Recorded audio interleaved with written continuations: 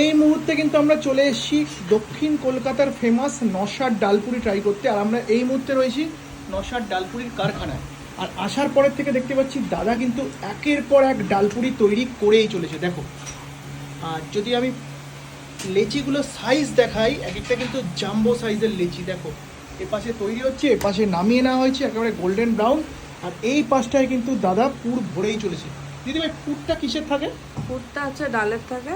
আচ্ছা, ছোলার ডাল? হ্যাঁ, ছোলার ডাল। ছোলার ডাল আর ছাতু থাকে নাকি শুধু? না না না না, একদম একদম পিওর ছোলার ডালের পুর হ্যাঁ, থাকে। হ্যাঁ। আচ্ছা, দেখো এখানে কিন্তু সকাল সবই হাতে হাতে স্ম্যাশ করা হয় ওখানে, আপনি দেখে নিতে আচ্ছা, পারবেন। ওই পাশটা কিন্তু আলুর তরকারি তৈরি হচ্ছে। দেখো, একের পর এক কিন্তু এই পাশের ডালপুরির লেচিগুলোর মধ্যে পুর ভরা আছে। আর আমি যদি তোমাদেরকে সাইজগুলো দেখাই না, দেখলেই কিন্তু পুরোপুরি তোমরা চমকে যাবে। দেখো